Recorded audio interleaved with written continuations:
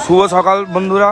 আজ সকাল সকাল আজ মৌদিয়ার যুবক সংঘের সামনে, মৌদিয়ার যুবক সংঘ ক্লাব, আমাদের ক্লাবের সামনে আমরা একটা ঠাকুর তুলেছিলাম, সরস্বতী ঠাকুর তুলেছিলাম। তো হঠাৎ সকালবেলা ভোরবেলা আমরা বেরিয়ে ঠাকুর দেখতে এসে আমরা এই জিনিসটা দেখলাম, ঠাকুরকে পুরো ঠাকুরের গায়ে কোনো রকম বস্ত্র নেই, আর চারিদিকে কামড়ানোর দাগ। এই দেখুন চারিদিকে কামড়ানোর দাগ। তাহলে চারিদিকে কামড়া, দেখুন দেবী ঘর টট কিছু কিছু কিছু নেই, সব ভাঙাচড়া হয়ে গেছে। কোন রাজ্যে আমরা বাস করছি চিন্তা করুন। তাহলে কি এটা বাংলাদেশ পরিণত হয়ে গেল? এটা কি তাহলে বাংলাদেশে পরিণত হলো? আজকের মায়ের গায়ে বস্ত্র নেই, যার উপলক্ষে আজকে আমরা একটা ছোট পথ অবরোধ করেছি।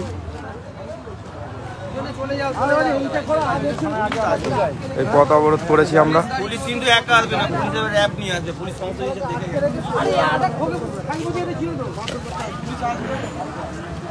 আমরা পথ অবরোধ করেছি। আমরা থানায় যাব কেন? থানায় গেলে আমাদের দায়িত্ব পড়ে যাবে। আমাদের ক্লাবের কইছে আমরা একটা অভিযোগ করব নি।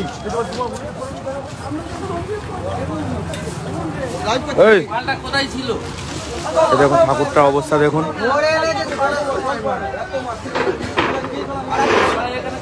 মায়ের গায়ে কামড়ানোর দাগও অবধি আছে, সব ভেঙে দিয়েছে।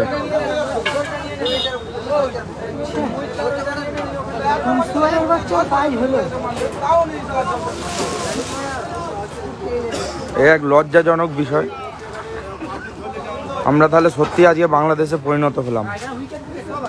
এই দেখুন ওর কাছ থেকে এইসব পাওয়া গেছে, আমরা তাহলে সত্যি বাংলাদেশে পরিণত হয়ে গেলাম। এখনো মানুষ যদি না সচেতন হও, আজ ঠাকুরের উপরে হয়েছে, কালকে আমাদের ঘরের মা বোনদের উপরে হবে। এখনো যদি না আমরা সচেতন হই, আগামী দিন আমাদের মায়ের গায়েও হাত পড়বে, আগামী দিন আমাদের বোনের গায়েও হাত পড়বে।